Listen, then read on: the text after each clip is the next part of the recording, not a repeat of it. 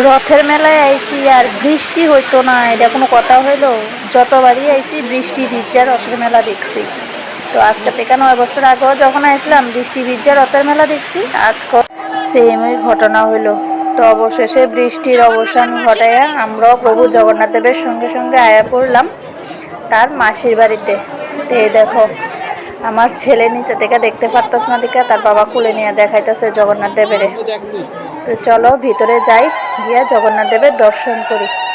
জয় প্রভু জগন্নাথ দেবের জয়, জয় মা সুভদ্রার জয়, জয় বাবা বলরামের জয়। সবাই ভালো থেকো, সুস্থ থেকো, দেখা হচ্ছে নেক্সট ভিডিওতে।